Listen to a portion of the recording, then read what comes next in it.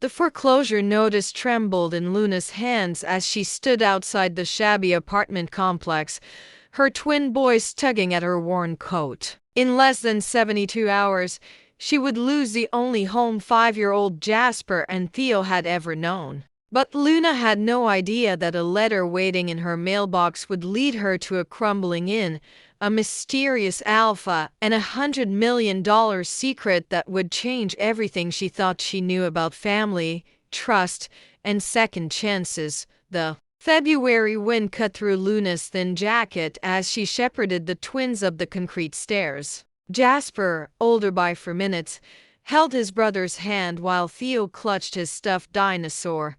"Mama, is that the bad paper?" Jasper asked, his green eyes too knowing for his age. "Just grown-up stuff, baby," Luna managed, forcing a smile. "Let's get inside." Their apartment, 2 rooms that smelled of mold despite her efforts, was freezing. The heating had been shut off 3 days ago. As the twins settled with their homework, Luna noticed a mail pile. Between the bills sat an envelope of heavy cream paper, her name written in fountain pen. "Ms. Luna Winters," it read. Not her assumed name, her real name, the one she'd stopped using 3 years ago when she'd fled Phoenix. Inside, "We regret to inform you of the passing of your great-aunt, Celestine Winters. As her sole living relative, you have inherited the Moonrise Inn in Cedar Hollow, Maine." Luna read it 3 times. She didn't remember any great-aunt. Her family knowledge was limited. Her mother had been secretive about relatives, always saying the past was better left buried. "Mama?" Theo appeared at her elbow. "You're making your worried face." Luna pulled him close. "How would you and Jasper like to go on an adventure? In 72 hours, they'd be homeless. A mysterious inn couldn't be worse than a shelter." She used her last $40 for gas, packed their belongings into garbage bags, and drove through the night while the twins slept. The Moonrise Inn sat on a hill overlooking Cedar Hollow like a Gothic reminder of better days. 3 stories of Victorian architecture, wraparound porches, and gingerbread trim showed decades of neglect. Paint peeled everywhere, shutters hung crooked, and the front steps looked dangerously unstable. "It's a castle," Theo breathed. "It's falling apart." Jasper observed. "It's ours," Luna said, feeling dangerous hope. The key waited under a stone rabbit. Inside, dust cloths covered antique furniture, but the bones were good hardwood floors, crown molding, a massive stone fireplace. 16 guest rooms, a commercial kitchen, a library with floor-to-ceiling shelves. "Can we really live here, Mama?" Jasper asked. "We're going to try, baby."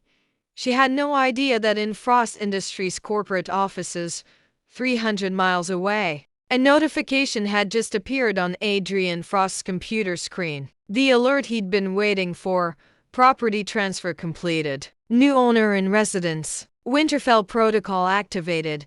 The first night in the Moonrise Inn tested them. Luna created a makeshift family bed from 3 mattresses while the twins treated it like camping. Through the window, she spotted a man at the front gate, tall, broad-shouldered, watching the inn before disappearing into the snowy night. Morning brought reality. The heating system was dead. Water ran brown. Only 2 bathrooms functioned. The kitchen needed industrial cleaning. Luna stood in the foyer, fighting tears when a cheerful voice called out, "Morning, neighbor." Martha Chen bustled in with grocery bags. "I run the bakery in town. Heard someone finally inherited the old place. Brought essentials and cookies for the little ones." "I can't pay you," Luna admitted. Martha waved dismissively. Celestine was a good friend. Besides, the Moonrise Inn has been waiting for the right person. After Martha showed the twins a hidden panel revealing secret passages, Luna explored alone. A windowless room held decades of records, photographs, and files. Her blood chilled seeing familiar faces, people from her mother's carefully guarded stories. "Mama, someone's here," Jasper called.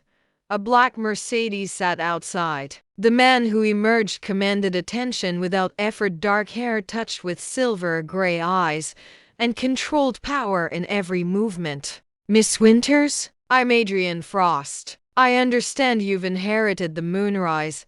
Luna's defenses rose. If you're here to buy, I'm here to honor an agreement. He showed her a legal document on his tablet. Celestini retained my company to oversee certain aspects of the inn's maintenance. There's a fund for renovations to be released under specific conditions. Luna stared at the numbers. This says $500,000 for immediate repairs. That's just the initial fund. The inn must be owner-operated for 6 months, maintain its historical character, and... He paused. The owner must be a direct descendant of the Winters family line. But I barely knew about my family here. Your mother had her reasons for keeping secrets, Adrian said carefully. The twins raced through, skidding to a halt at seeing Adrian. You're really tall, Theo observed. Are you a good guy or a bad guy? Jasper asked directly. Adrian smiled genuinely. I try to be good, but sometimes it's complicated. Everything's complicated when you're grown up, Jasper said sagely. Adrian crouched to their level. What do you think of your new home? It has secret passages, Theo announced, and a kitchen bigger than our whole apartment. But it's cold, Jasper added. Mama's worried but trying not to show it. Smart boy, Adrian murmured. Standing, he handed Luna a business card. My company can have contractors here tomorrow. You focus on settling in. Why help us? Adrian looked around the inn with an unreadable expression. Because some things are worth preserving, and some people deserve a chance to start over. True to his word, contractors arrived the next morning. Professional, efficient, prepaid. Within days, heat flowed through radiators and water ran clear. Martha visited daily with food and stories. Other townspeople stopped by with supplies on credit. But at night, someone stood at the gate, watching, waiting. 2 weeks in, Luna was scrubbing floors when Adrian arrived with a young girl, 7 years old, dark hair, holding his hand with careful trust. This is my daughter, Sophia, Adrian said. The girl studied Luna intently. You have boys? They're at school. I don't go to school. I have tutors. Daddy says it's better. Adrian's jaw tightened. We need to review documents in Celestini's study. Luna hadn't known about the study. Adrian navigated there with familiar ease to a perfectly preserved office with no dust. Someone had been maintaining it. How do you know the layout so well? Daddy used to live here, Sophia said quietly, before the bad thing happened. Sophia, Adrian warned. She should know. That's why we came back, isn't it? Adrian turned, pain evident in his eyes. My family owned the Moonrise Inn for 3 generations, until I lost it. But Celestini saved it. When I was 25, I made terrible investments, lost everything. The inn was collateral. Celestini bought it at foreclosure auction. I begged her not to, told her it should stay in the family. She smiled and said it would. He handed Luna a folder, letters between Celestini and someone named Elena Winters, her mother's real name, not the Eleanor she'd always used. The letters revealed her mother's past, fleeing an abusive situation while pregnant, Celestini offering help, years of updates from afar, a final plea when her mother was dying. If something happens to her, if she ever needs help, promise me. You'll find a way. Luna was crying. Sophia offered a tissue with solemn grace. There's more, Adrian said quietly. The next document was a trust agreement. The Moonrise Inn, held in trust for 3 years, waiting for Luna to need it. And the trustee, Adrian Frost. You've been watching me? Keeping the inn ready. There's a difference. Adrian's voice was firm. I've supplemented Celestini's fund significantly. Why? Because I made a promise to the woman who saved my family's legacy. And because, he looked at Sophia, I understand what it means to protect those who deserve better. There's something else, Adrian continued. Your ex-husband is looking for you. His pack has resources. It's only a matter of time. Ice flooded Luna's veins. How do you know about Marcus? 3 months ago, his people wanted to hire my company to find an Omega who'd stolen valuable property. I declined. He means the boys, his heirs he didn't want until his new mate proved infertile. Now he's interested. Adrian's voice held quiet fury. You're not running anymore. This town is your pack now. Sophia tugged Luna's hand. The boys would like our playroom. It has trains and a climbing wall Daddy built. Hope flickered as Luna looked between them, this scarred alpha who'd lost everything and rebuilt, this solemn child offering comfort to strangers. 1 month, she said. If Marcus finds us when he finds you, he'll discover you're not alone anymore. The playdate revealed everything. Luna watched her boys show Sophia around the inn with proprietary pride while the girl bloomed under their attention. Daddy says I can't run, Sophia confided to Jasper, because of my condition. What condition? Theo asked directly. My heart's special. It doesn't work like everyone else's. Luna's eyes flew to Adrian, who watched his daughter with constant vigilance.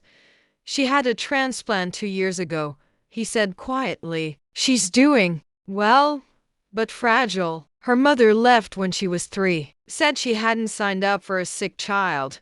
Yet here Sophia was, following Luna's boys trustingly. They could be good for each other, Luna offered. Is that an invitation? An observation? But she's welcome anytime. It became routine. Adrian arrived each morning with Sophia, ostensibly checking renovations but really giving his daughter time with friends. He worked in Celestini's study while Luna supervised the children. You're good with her, Adrian said one afternoon, finding Luna teaching all 3 to make bread. She's easy to love, Luna replied without thinking, then flushed. Not everyone thinks so. Most see a liability. Those people are idiots, Luna said fiercely. She's brilliant and kind and brave. That evening, Luna found an envelope under her door. A formal business proposal that made her sink onto her bed in shock. Adrian offered a partnership, $2 million for renovation and marketing. In exchange, Luna would transform the inn into a boutique hotel specializing in family retreats and accessible accommodations for special needs children. The proposal included market analysis, projected returns, architectural plans. Brilliant and terrifying. Her phone rang. Luna? It's Adrian. I assume you've read the proposal. This is too much. $2 million? Equal partnership? Money I have. What I don't have is vision. Heart. The ability to create somewhere that feels like home. He paused. Sophia hasn't laughed like she did today in 2 years. This isn't really about business, is it? It's entirely about business. Also about creating something meaningful. Also about ensuring you have resources to fight whatever comes next. And if I say no, then we remain friendly acquaintances who share history with this building. I need conditions, Luna said. First, I maintain control over day-to-day operations. Agreed. Second, the boys' safety comes first. Always. If this arrangement puts them at risk, we dissolve everything and I ensure you have resources to relocate. Third, this stays professional. A pause. If that's what you need, we have an agreement. The next morning brought lawyers, contracts, architects, and Sophia running to the boys with a book. Martha appeared with celebration cake. Celestini would be pleased. She always said the inn would bloom when the right hearts found each other. That night, Luna found Celestini's journal. With one bookmarked entry, the inn chooses its time to reveal secrets. But when the right souls come together under its roof, magic happens. The $100 million trust I've hidden will ensure they have everything they need. I won't have to wait much longer. 3,000 miles away, Marcus Ashford received a report that made him smile. His missing Omega had been found. Spring transformed Cedar Hollow and the Moonrise Inn. Under careful restoration, the inn bloomed daily. Luna made decisions about paint and fixtures, planned menus, created a vision honoring past and future. The children had become inseparable, Sophia arriving each morning to find her boys with enthusiasm that softened Adrian's control. She's getting stronger, Adrian mentioned, watching them plant herbs in the garden. Her doctor says her heart function improved 15% in 6 weeks. Fresh air and friendship are powerful medicine. Luna smiled, dirt under her fingernails. Is that what this is? Friendship? The question hung loaded between them. 6 weeks of working together had eroded her professional boundaries. She knew his coffee preferences, his nightly calls to Sophia, how his eyes crinkled when genuinely amused. The children are definitely friends, she said carefully. That evening brought an unexpected test. A woman swept through the front door. Tall, elegant, sharp beauty from expensive treatments. Adrian, she called. I know you're here. She stopped. Seeing Luna and the children, Adrian emerged, expression neutral. Victoria, what are you doing here? This was Sophia's mother. The little girl pressed closer to Jasper, who protectively wrapped an arm around her. Playing house with your charity cases? Victoria's gaze dismissed Luna. Really, Adrian? Choose your next words carefully. Adrian's voice turned dangerous. Victoria laughed like breaking glass. Poor little Omega with bastard children, batting her eyes at the rich alpha textbook.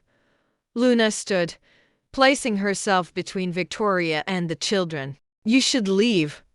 The help has opinions? Victoria mocked. She's not help. Sophia said clearly. She's Luna. She teaches us to make bread and tell stories and doesn't get mad when I can't run fast. Sophia, come here, Victoria commanded. No, Sophia had never defied an adult so directly. I'm your mother. No, you're not.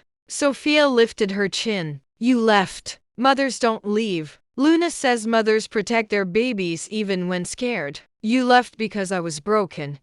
You're not broken, Theo said fiercely. You're special. Like Iron Man with his special heart. Yeah. Jasper added. We don't let people be mean to our friends. The twins flanked Sophia protectively.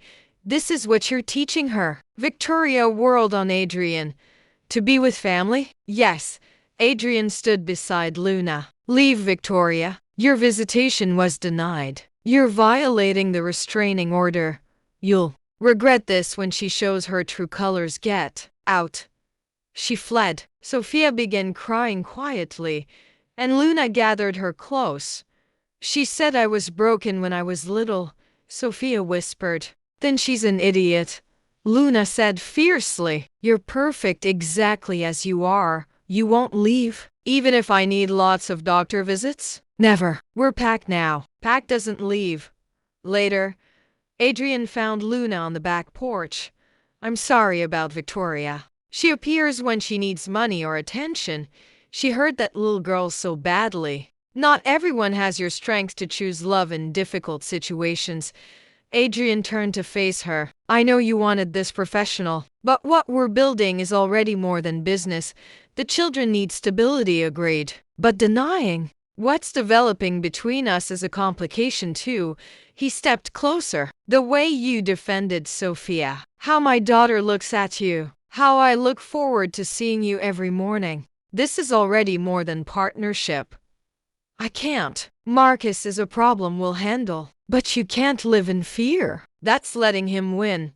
Luna knew he was right. These weeks had been her happiest. I'm scared. So am I. I haven't let anyone close since Victoria. But then you arrived with fierce love and determination.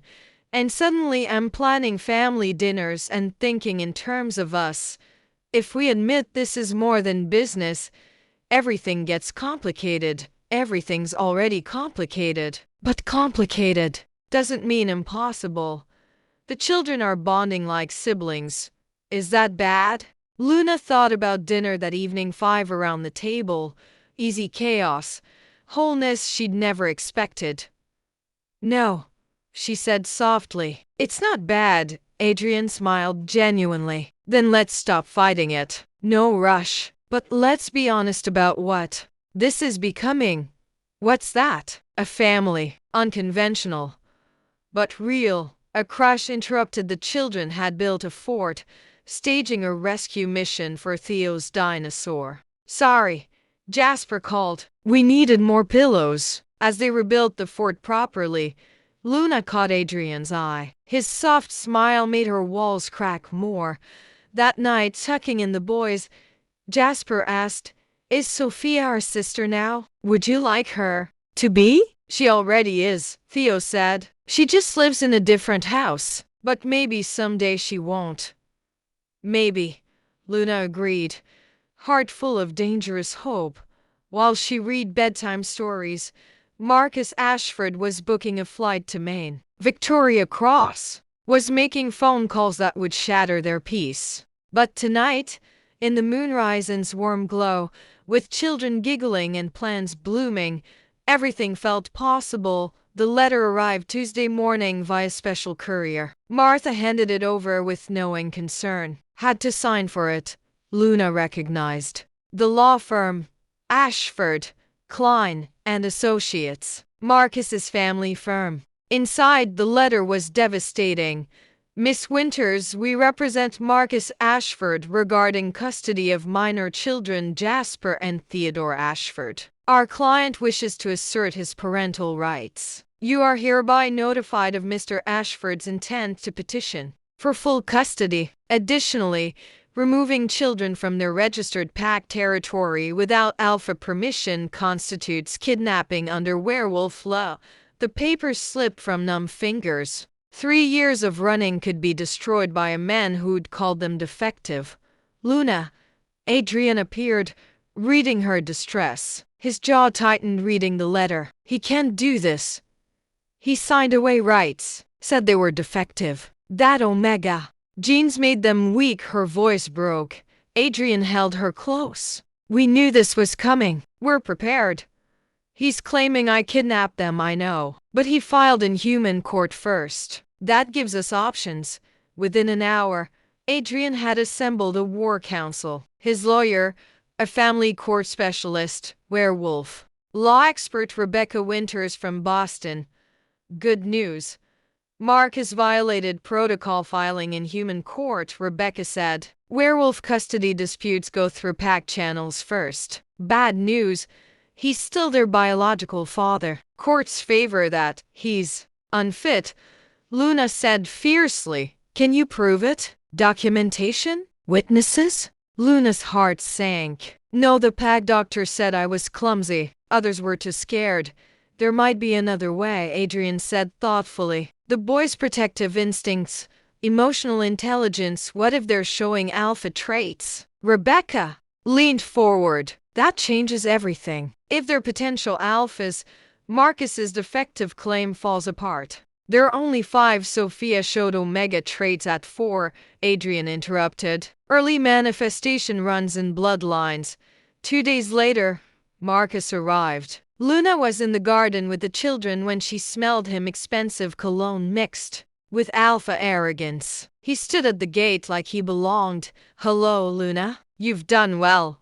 The twins went rigid. Jasper immediately pushed Theo and Sophia behind him.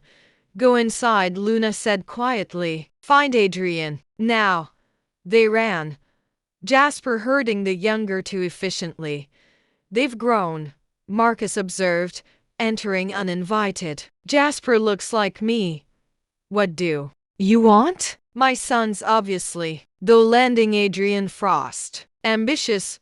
Leave before your protector arrives. I'm not afraid of Frost. Marcus moved closer. He's soft. New money.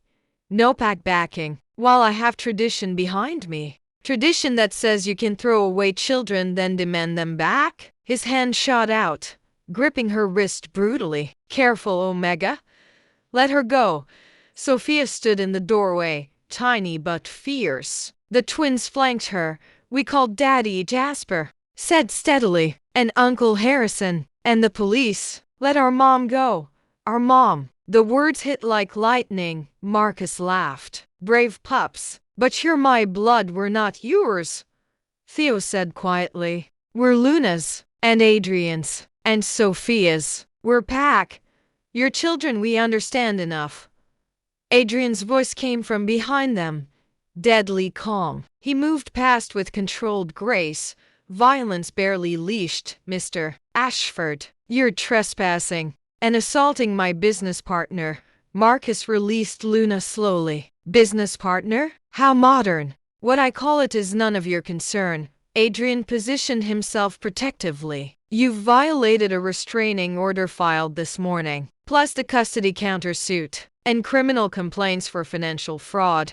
Uncertainty flickered in Marcus's eyes. What restraining order? The one filed with documentation from your former beta, Thomas. He's been cooperative about your activities. Adrian showed a video on his phone, Thomas, detailing Marcus's embezzlement, violence, and abandonment of his children. That's fabricated, 3 witnesses corroborated, including your sister. Marcus lunged at Adrian with a snarl. The fight was brief, ending with Marcus pinned, arm twisted painfully. Listen carefully, Adrian said calmly. Leave. Withdraw your suit. Sign whatever my lawyers send. Never come near them again, or I'll end you. Clear? Marcus fled. In the silence, Luna found herself surrounded. Adrian checking her wrist, children talking excitedly. Did you see Daddy fight? Sophia breathed. You were brave, Jasper told her solemnly. We're pack, Theo said simply. Pack protects pack.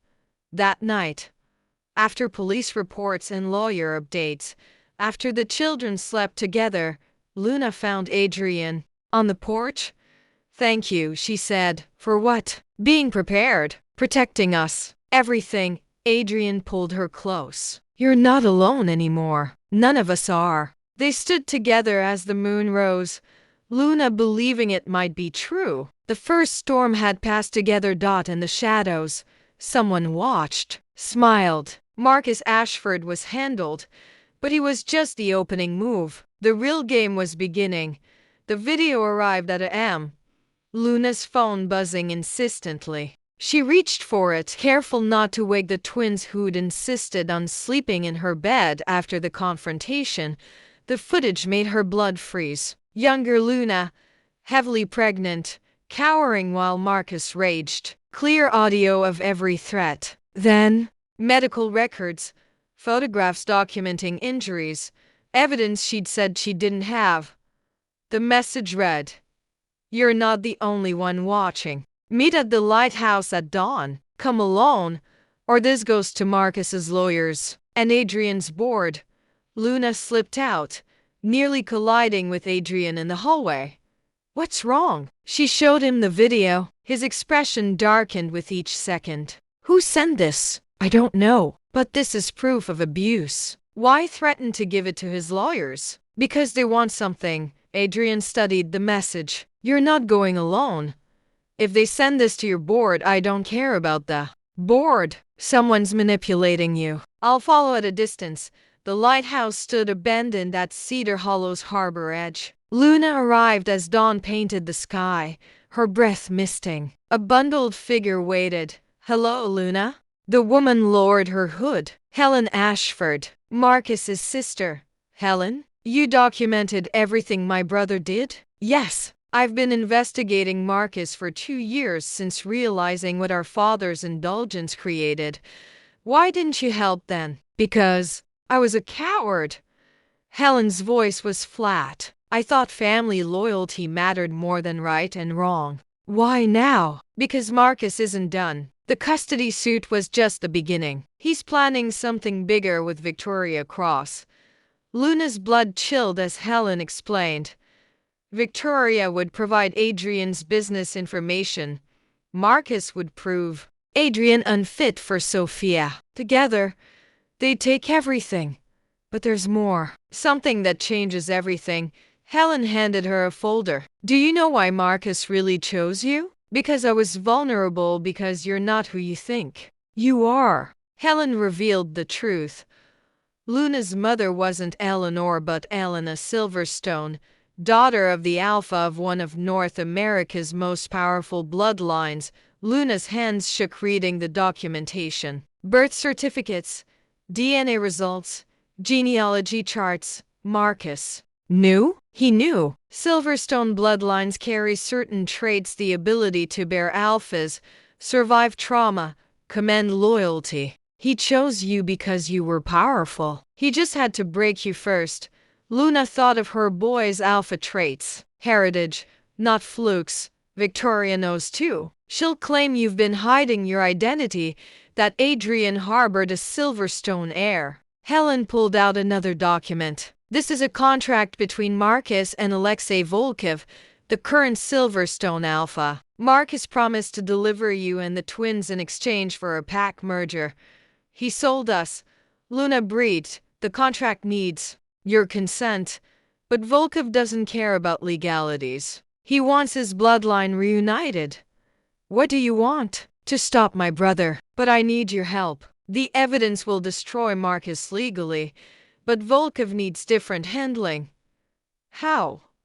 By embracing who you are. You're the lost Silverstone heir. That comes with power, allies, protection, but only if you claim it. What about my life here? That depends on Adrian. A true alpha won't care about your bloodline. A weak one will see you as a threat.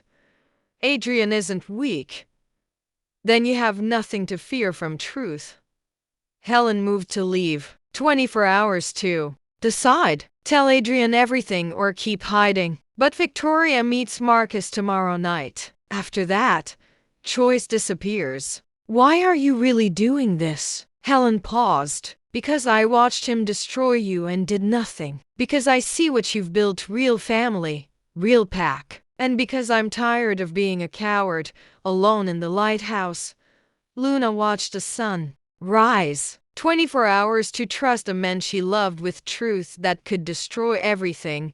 She saw Adrian emerge below, concern evident even from distance. But how could she tell him that loving her meant a power struggle between ancient packs? That their simple dream had become dangerously complicated. Walking down felt like descending into an uncertain future. But seeing Adrian waiting, checking her for harm, Luna knew one thing. Whatever came next, she wouldn't face it alone. The question was whether Adrian would feel the same once he knew the truth. Luna told Adrian everything that night. In Celestini's study, she spread Helen's documents across the desk: birth certificates, DNA results, photographs of Elena Silverstone, her real mother. Adrian examined each piece with intense focus. His expression revealed nothing, but tension showed in his shoulders, his hand stilling at the contract between Marcus and Volkov. Say something, Luna whispered when silence stretched. Adrian turned. You thought this would change how I feel? My bloodline makes me valuable to people who see power as currency. The boys are 5-year-olds who love dinosaurs, not pawns. His voice was gentle but firm. And you're the woman who survived hell with kindness to spare. That's who I fell in love with, not some political asset. Adrian, if Volkov comes, then we handle him together. He cupped her face. Did you think I'd walk away because your blood is bluer than expected? I thought you might see me as a liability. I've spent 2 months preparing for a war with Marcus. Learning he's allied with Volkov just means I need bigger weapons. What about Sophia? Being associated with you has given her a mother. You think I'd let pack politics destroy that? Luna kissed him then, pouring fear and gratitude into the contact. We need a plan, she said. Already on it. Adrian showed her messages from pack leaders who opposed Volkov's methods. The next evening, Helen wore a wire to Victoria and Marcus's meeting. Luna watched a feed from the insecurity room with Adrian and Harrison. Idiots have no idea, Victoria said. Through speakers, Adrian thinks he's protecting them. He doesn't realize he's harboring the most valuable Omega bloodline in North America. You can prove this? Marcus asked. I have everything. Birth records, DNA tests, correspondence between Celestini and Silverstone allies. What do you want? Half. When Volkov pays for the Omega and her whelps, I want half, plus whatever I extract from Adrian for Sophia. They detailed their plan. Tomorrow night, during the new moon, Volkov's team would take Luna and the twins, eliminate witnesses including Adrian. Sophia was optional. Volkov might pay extra for a young Omega with heart problems. Adrian's growl filled the room. Luna anchored him before he did something reckless. We have enough, Harrison said. Conspiracy charges will bury them. It's not enough, Luna said. They'll lawyer up, drag it out while Volkov keeps coming. What are you suggesting? We give them what they want. On our terms. The trap was elegant. Luna would be alone with the children while Adrian attended a fake emergency. Security cameras would malfunction, but the inn would be full of allies, pack leaders, law enforcement, and Luna herself, ready to fight. I don't like using you as bait, Adrian repeated. I'm not bait. I'm a Silverstone heir claiming her birthright. Just not how Volkov expects. At midnight, 12 wolves came. Professional, silent, targeting the suite where Luna waited. They didn't expect her in the hallway. Gentlemen, I believe you're looking for me. The lead wolf shifted partially. Come quietly, or we take the children first. I'll come, but first, I have something to say. Luna stepped forward and howled. Not a desperate Omega cry, but an alpha female claiming territory. The sound carried ancient authority. The wolves hesitated. Omegas didn't howl like that. I am Luna Silverstone, she announced, daughter of Elena, granddaughter of Mikhail, heir to the Silverstone legacy, and I reject Alexei Volkov's claim. You have no authority, she has mine. Adrian emerged with a dozen alphas from various packs. One by one, pack leaders stepped forward, surrounding the retrieval team. Luna called Volkov on video. His satisfaction shifted to shock seeing the scene. Hello, grandfather, Luna said sweetly. I believe you've been looking for me. This is unexpected. Is it? You've been hunting me, making deals with abusers, treating me like property. It ends tonight. You're my blood, my heir. I belong to myself. But I'll make a deal. Call off your dogs. Void Marcus's contract. Never come near my children. Do that. And I won't challenge you for Silverstone pack leadership. Silence. Even Adrian looked shocked. You couldn't win, Volkov said finally. Maybe not. But the challenge would tear the pack apart. Is reclaiming one lost heir worth destroying everything? Volkov's jaw worked. And if I agree? Then I stay here, build my own pack, live my own life. The bloodline will continue through my sons, who will be raised with love, not tradition, who will choose their own paths. Long silence. Then, you have your mother's steel. Very well. But know this, you've made an enemy today. I've made a choice. There's a difference. The retrieval team retreated. Pack leaders dispersed. In the quiet aftermath, Adrian pulled Luna close, challenging for pack leadership. A bluff. Mostly.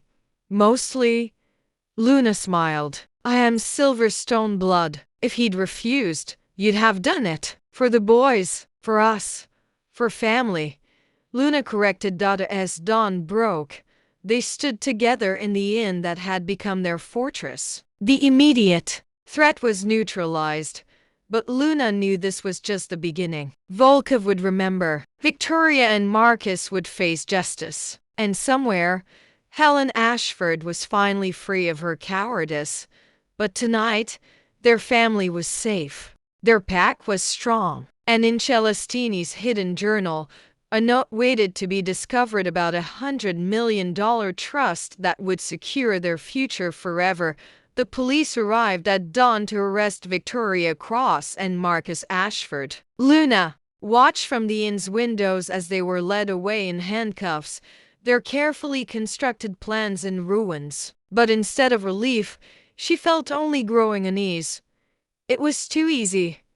She told Adrian over breakfast. The children were at Martha's, kept away from the drama. Volkov gave up too quickly. Adrian studied her over his coffee. You threatened his leadership. That's not something he'd take lightly. Exactly. So why capitulate so easily? Her answer came that afternoon in the form of Jonathan Frost, Adrian's father. He arrived without warning, his presence filling the inn's floor with the kind of authority that came from old money and older bloodlines. Adrian, his voice was arctic. We need to talk. Luna felt Adrian tense beside her. They hadn't spoken in years, not since Adrian lost the inn. Father, this is unexpected. Jonathan's gaze slid to Luna, assessing and dismissing in one look. Is it? You're harboring the Silverstone heir. Did you think that wouldn't have consequences? Luna is my partner. Luna is a political bomb waiting to explode. Jonathan moved into the parlor uninvited. Alexei Volkov called me last night. Professional courtesy between alphas. He's willing to overlook your interference if you end this arrangement. No, think carefully, son. Frost Industries has contracts worth billions with PACs aligned with Volkov. He could destroy everything our family built. Adrian's voice was deadly quiet. Our family built? You mean what you built while I watched Mom fade away from loneliness? While you treated me like a disappointment for caring more about people than profit margins? Don't be dramatic. This is about survival. No, this is about control. Adrian moved closer to his father. You let me lose everything at 25. Watch me beg Celestini not to buy our family's legacy. Did nothing. You needed to learn. I learned. I learned that money means nothing without people who matter. That real strength comes from protecting those you love, not abandoning them for business deals. Jonathan's expression hardened. If you continue this path, I'll have no choice but to protect the family interests. The board will vote no confidence. You lose everything. Again. Then I lose it. Adrian's voice held no uncertainty. But I keep Luna. I keep our family. Jonathan turned to Luna. You could prevent this. Walk away now. Take your children somewhere safe. I'll ensure you're comfortable. Stop. Luna stepped forward. You think I'd abandon Adrian after everything he's done for us? You think I'd teach my sons that love is conditional on convenience? I think you're smart enough to recognize a war you can't win. I've already won. Luna's voice was steady. I have a family who chose me, a partner who sees me as more than my bloodline, children who are thriving. That's worth any war. Jonathan's smile was cold. We'll see. He left without another word, but his threat lingered like smoke. That night, Luna found Adrian in the study, staring at financial projections on his laptop. How bad is it? She asked. If my father follows through, catastrophic. The board could force me out within weeks. Frost Industries would survive, but I wouldn't be part of it. Luna sank into the chair beside him. Adrian, I can't let you lose everything for us. Stop. He closed the laptop, turning to face her. Do you love me? The question caught her off guard. What? Simple question. Do you love me? Luna's throat tightened. They danced around the words for weeks, both too scarred to say them first. Yes. I love you too. Have since the day you stood up to Victoria for Sophia. Maybe before. Adrian took her hands. So the rest is just details. Details? Your life's work, my life's work is in the sin. It's Sophia laughing with her brothers. It's watching you bring this place back to life. It's the family we've built. His gray eyes held certainty. If I have to choose between Frost Industries and you, there's no choice. Luna was crying. She realized, no one's ever chosen me before. Not when it cost them something. Then they were fools. Adrian wiped her tears gently. But Luna, I need you to choose too. Not just accept my choice, but make your own. Stay and fight with me, or run to protect the boys. I'll understand either way. Before Luna could answer, Harrison burst in. Sir, we have a problem. Someone leaked Luna's identity to the press. It'll be everywhere by morning. Luna's phone exploded with notifications, news alerts, social media tags, missed calls from numbers she didn't recognize. The headlines were already forming. Lost werewolf heiress found. Billionaire CEO's secret romance. Ancient bloodline emerges from hiding.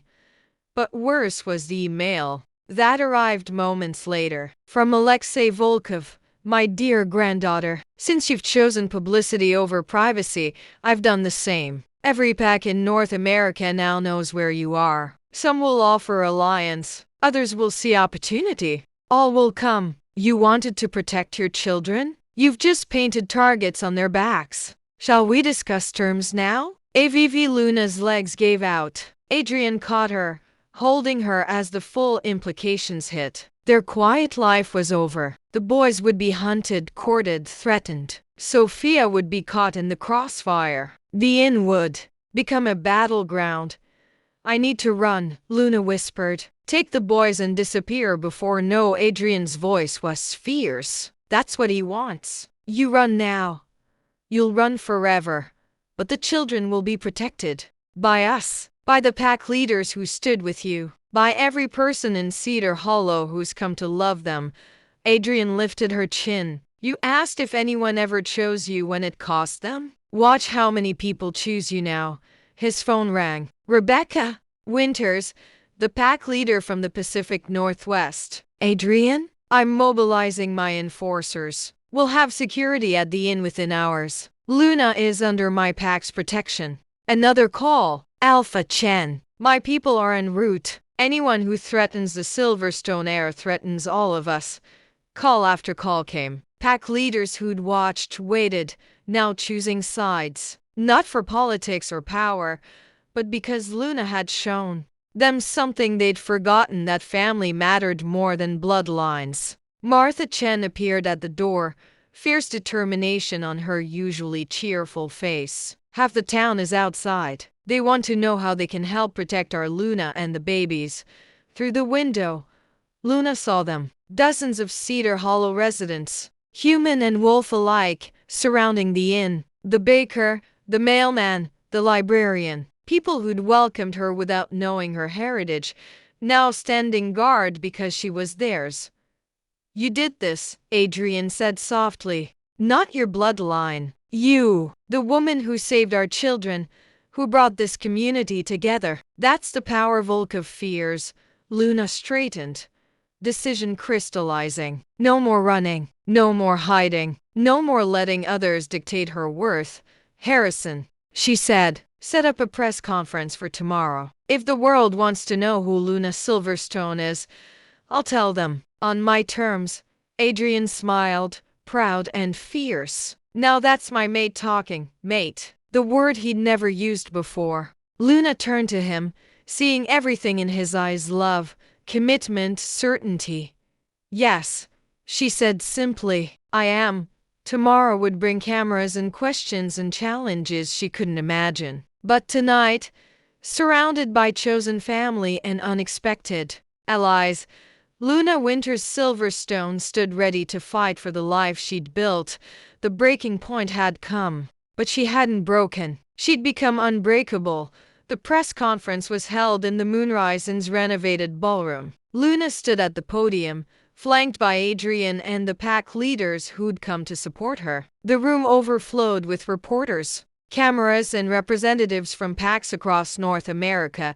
She dressed carefully, professional but approachable, strong but not threatening. The twins and Sophia watched from a secure room with Martha, their safety paramount. Good morning, Luna began, her voice steady despite the sea of faces. I'm Luna Winters Silverstone. Yes, I am the daughter of Elena Silverstone. Yes, I've been living under an assumed name, but I'm here to tell you why. She spoke for 20 minutes, laying out her story with unflinching honesty. Her mother's flight from an arranged mating, her own abuse at Marcus Ashford's hands, her escape with infant twins, the years of hiding, of survival, of building a life from nothing. I didn't choose to be Silverstone blood, Luna said, but I choose what to do with it. I choose to stand with those who have no voice, to protect those who need shelter, to build bridges between packs instead of walls. A reporter interrupted. What about Alexei Volkov's claim on you? My grandfather has no claim on me. I am not property to be reclaimed. My sons are not pawns to be traded. Luna's voice hardened. Any pack that treats its members as possessions will find no alliance with me. And your relationship with Adrian Frost? Another called. Adrian stepped forward, taking her hand publicly. Luna is my chosen mate, my partner in business and in life. Anyone who threatens her or our children will answer to me, and to Frost Industries' considerable resources. Despite your board's objections, the board will adapt or be replaced. Adrian's smile was sharp. I've built one empire. I can build another if needed, but I won't sacrifice my family for anyone's comfort. The questions continued, but Luna had said what mattered. As the conference ended, her phone buzzed with a message from Helen Ashford. Watching you claim your power was beautiful. Check the package I left in Celestini's study. Luna found the package, a leather journal and a bank key. The journal was Celestini's, but entries she hadn't seen before. The real treasure isn't money, though the 100 million helps. It's the network. For 50 years, I've helped wolves like Elena, like Luna, keeping them safe, helping them hide, preparing for the day they could stand in the light. That network is Luna's now. The key opens a safety deposit box with contact information for every wolf I've helped, her army if she needs one. Luna stared at the key. Celestini hadn't just left her an inn. She'd left her a revolution. Luna. Sophia's voice came from the doorway. The little girl ran to her, followed by the twins. There are so many people outside. They have signs. Through the window, Luna saw the crowd. Not protesters but supporters. Wolves who'd been silenced. Humans who believed in change. Families who saw hope in her story. Signs read bloodline doesn't define worth and choose love over tradition, and Luna Silverstone is our voice. Mama, Jasper said seriously, are we in danger? Luna knelt to their level. Some people might try to cause trouble, but look at all the people protecting us. We're safer together than apart. Like a big pack? Theo asked. The biggest, Adrian confirmed, joining them. A new kind of pack. One that chooses its members. The next days blurred together. Packs reached out, some with threats, more with support. The media coverage was intense but surprisingly positive. Luna's story resonated with wolves trapped in traditional structures, omegas treated as property, alphas tired of ancient politics. But Volkov wasn't finished. His response came through a formal challenge, delivered by his beta to the inn's door. Alexei Volkov, alpha of the Silverstone Pack, challenges Luna Silverstone for leadership, combat or submission. 3 days hence, Adrian snarled. But Luna stayed calm. I expected this. You can't fight him, Adrian protested. He's twice your size. Trained since birth. I won't fight him. Luna smiled. But I'll face him. The challenge drew every major pack leader to Cedar Hollow. The town overflowed with wolves, all waiting to see how the lost heir would handle her grandfather's aggression. The meeting was held in the town square, neutral ground. Alexei Volkov looked exactly like the old guard alpha. He was massive, scarred, radiating ancient power. His pack flanked him, a show of traditional strength. Luna stood with her own gathering Adrian. The children, the pack leaders who'd pledged support, the townspeople who'd become family. Not traditional, not orderly, but united by choice rather than blood. Granddaughter, Volkov rumbled. You've caused quite a stir. Change usually does. Luna replied calmly. You reject your heritage, deny your bloodline, consort with lesser wolves. I embrace my heritage. Luna interrupted. But I define it differently. The Silverstone line was meant to lead, yes. But leadership isn't about dominance. It's about service, Pretty words. Will they protect you? In combat? I won't fight you, grandfather, but I'll make you another offer. Luna stepped forward. Joint leadership. You maintain traditional pack structure for those who want it. I create a new branch for those who don't. Both Silverstone. Both valid. Murmurs rippled through the crowd. Unprecedented. Impossible. Revolutionary. Ridiculous.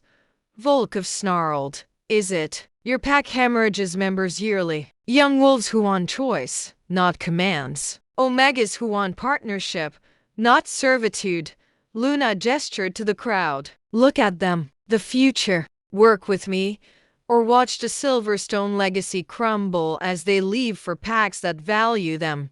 You threaten me? I offer evolution over extinction. Luna's voice carried clearly. The world is changing. We can change with it or be left behind. Your choice, Alpha Volkov. Silence stretched. Then, from Volkov's own pack, a young wolf stepped forward. I stand with Luna Silverstone. Another followed. Then another. Not all, but enough. Enough to show cracks in traditional power. Volkov's face showed his struggle. Pride warred with pragmatism, tradition with survival. 6 months, he said finally. Trial basis. You fail. You submit to traditional pack law. I succeed. And the changes become permanent. They shook hands, her small hand engulfed by his massive one. But Luna didn't flinch, didn't submit. She met his eyes as an equal. The crowd erupted. History had just been made. The first formal power sharing in pack history. The beginning of something new. That night, as celebrations continued throughout Cedar Hollow, Luna found a moment of quiet with her family. The children slept in a pile, exhausted from excitement. Adrian held her close on the inn's porch, watching their town transform into something magical. You did it, he murmured. You actually did it. We did it, Luna corrected. All of us, together. What happens now? Luna smiled, thinking of Celestini's network waiting to be activated, of young wolves looking for new paths, of the inn that would become a symbol of change. Now we build the future we want, one choice at a time. Adrian kissed her temple. I love you, Luna Silverstone. I love you too, Adrian Frost. Tomorrow would bring challenges. Volkov would test her. Traditional packs would push back. The media attention would intensify. But tonight, Luna Winters Silverstone stood in the home love had built, surrounded by the family choice had created, and knew that sometimes the greatest power came not from blood or tradition, but from the courage to say no more and the strength to build something better.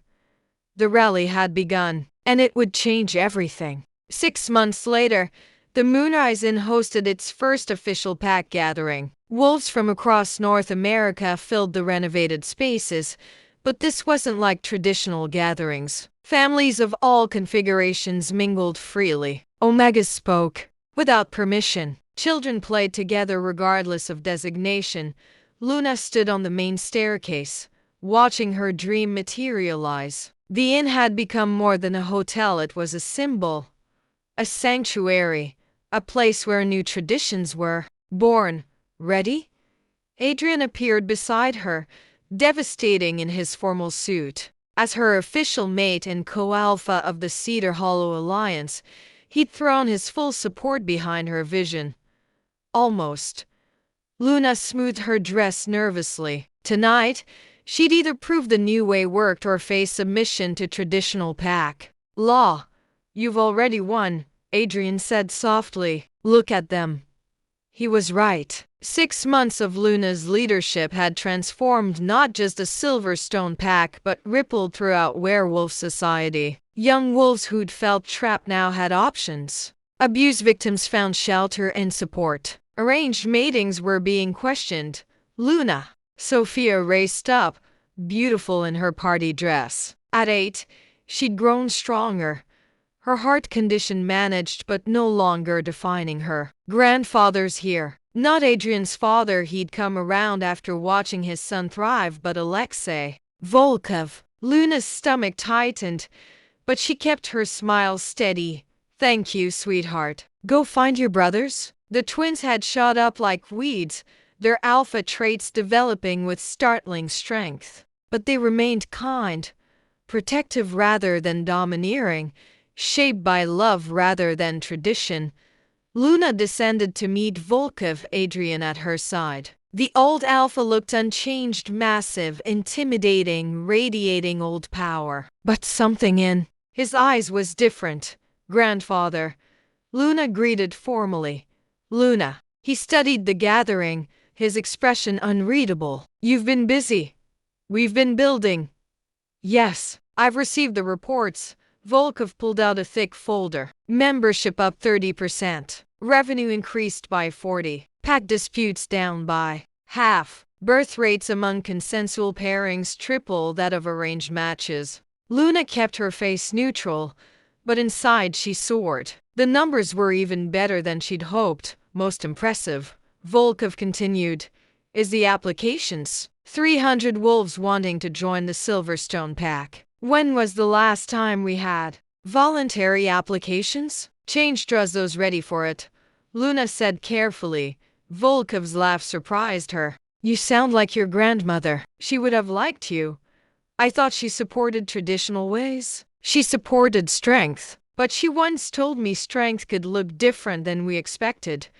Volkov's expression softened fractionally. I didn't listen. Too proud. Too set in old ways. And now I have a granddaughter who's accomplished more in 6 months than I have in decades. He pulled out another document. The trial period is over. The council has voted. Your reforms are approved permanently. Luna's knees nearly buckled. Adrian's hand on her back steadied her. There's one condition, Volkov added. Of course there was. Luna braced herself. You continue as co-alpha, not beneath me, but beside me. Equal authority. Your modern branch, my traditional one, both serving those who need us. Luna stared. You're serious? I'm old, Luna. Not stupid. The world is changing. Either I change with it or become irrelevant. His smile was rueful. You've shown me a better way. Let me help you build it. Before Luna could respond, a commotion erupted near the entrance. Marcus Ashford stood there, flanked by guards. He looked smaller somehow, his time in custody stripping away his arrogance. What is he doing here? Adrian growled. His sentence includes community service, Volkov explained. He requested to serve it here. Under your supervision, Luna studied. Her ex-husband, the man who'd terrorized her, who'd tried to steal her children, who'd sold them like property. But she saw something else to defeat. Regret, maybe even the beginning of understanding. To conditions, she said. Supervised visits with the boys if they choose. And mandatory therapy. Real change. Not just appearances. Marcus nodded. Slowly. I accept. Then you can start by apologizing to them, publicly. The room went silent as Marcus approached the twins. Jasper stepped protectively in front of Theo, but both boys watched with solemn eyes. I was wrong, Marcus said, voice rough. I failed you as a father, as an alpha, as a man. I don't deserve forgiveness, but I want to earn the chance to try. Jasper looked at Luna, seeking guidance. She nodded slightly his choice. You hurt Mama, Jasper said clearly. That's not okay. No, it's not. But Mama says people can change. If they really want to, Jasper straightened. We'll see. It wasn't forgiveness, but it was a beginning. Marcus retreated, and Luna felt another piece of the past release its hold. The evening continued with announcements that would reshape Werewolf society. The Moonrise Inn would become headquarters for the new alliance. Celestini's network, now revealed as an underground railroad for abused wolves, would operate openly. $100 million fund would support wolves seeking new lives. The $100 million, Luna breathed, understanding finally dawning. Celestini's trust wasn't just money. It was seed funding for revolution. Your revolution, Adrian corrected. She just provided tools. As the formal portion ended and celebration began, Luna found herself on the inn's balcony with her family. The twins played with Sophia, their laughter bright in the night air. Adrian held her close, solid and sure. No regrets? He asked. Luna thought about the journey. From terrified runaway to pack leader. From isolated single mother to matriarch of a growing alliance. From survival to thriving. None, she said firmly. This is what we were meant to build, together. Adrian agreed. Inside, wolves of all designations mingled freely. Humans and werewolves worked side by side. Traditional and modern coexisted. The world was changing, one choice at a time. Helen Ashford appeared beside them, now Luna's closest advisor. The European packs are asking for guidance. The revolution is spreading. Luna smiled. Then we'd better get ready to help. As midnight approached, Alexei Volkov found them. One more thing, granddaughter. He pulled out an ancient ring, the Silverstone Alpha ring, worn by leaders for 15 generations. It's yours now. Luna accepted it with steady hands, sliding it onto her finger where it settled like it had always belonged. Thank you, grandfather. No, Luna, thank you for showing an old wolf new tricks. He smiled, years seeming to fall away. Your parents would be proud. As the gathering continued below, Luna stood with her chosen family, watching their dream become reality. The inn that had sheltered her when she had nowhere else to go now sheltered hundreds. The children who'd been branded worthless had become symbols of hope.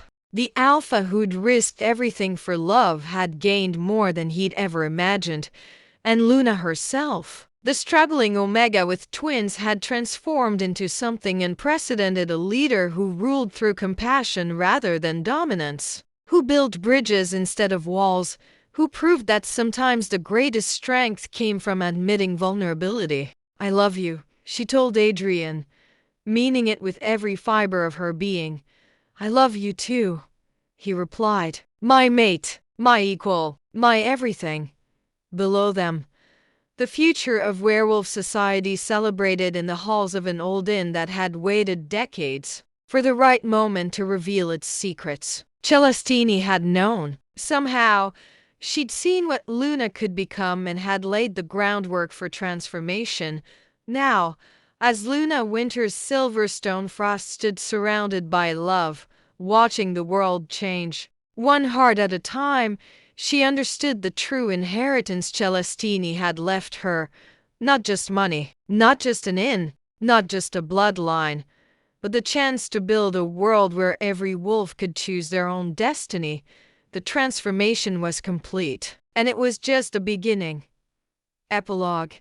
5 years later, Luna stood in the same spot where she'd first seen the Moonrise Inn, but everything else had changed. The building gleamed with careful restoration, gardens bloomed where weeds once grew, and the sounds of happy families drifted from every window. Mama, look! 8-year-old Emma Frost Adrian had insisted on adopting her properly, ran up with a drawing. It's our family. The picture showed all of them.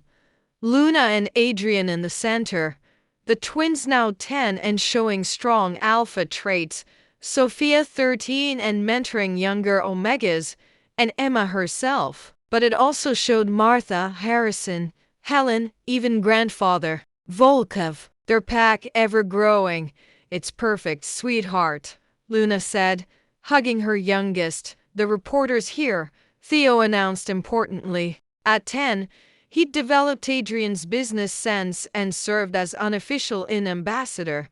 Luna smoothed her dress and headed inside. Today marked 5 years since the press conference that changed everything. The anniversary had brought media attention, but also celebration. The reporter, a young Omega who'd fled her own abusive situation, smiled nervously. Luna Frost, you've revolutionized werewolf society. The Silverstone Frost Alliance now spans 4 continents. Abuse rates have dropped 70%. Consensual mating is now the norm rather than exception. How does it feel? Like we're just getting started, Luna said honestly. Every wolf who finds their voice, every child who grows up knowing they have choices, that's what matters.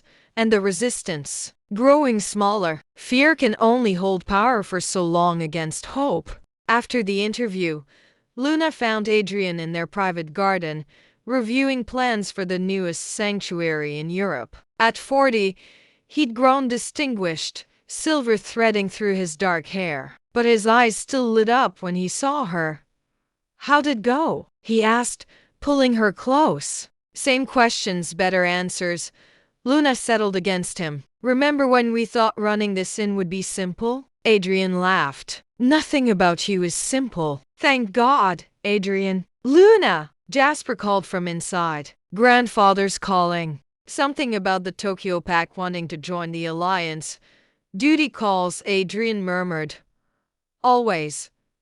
But Luna smiled. This duty building bridges, protecting the vulnerable, creating choice where none existed was worth any burden. As they walked hand in hand back to the inn that had started it all, Luna marveled at the journey. From a desperate omega with foreclosure notice to a revolutionary leader. From a rundown into a global movement. From survival to thriving, the Moonrise Inn stood proud against the sky. No longer hiding its light but shining it for all who needed shelter. And Luna Winter's Silverstone Frost stood ready to welcome them home. One choice, one life, one heart at a time. The transformation continued. Thank you for reading. Remember, you are never too broken to be loved, never too lost to be found, and never too alone to find your pack. Sometimes family is born from blood. Sometimes it's forged from choice. Both are valid. Both are precious. Both can save your life.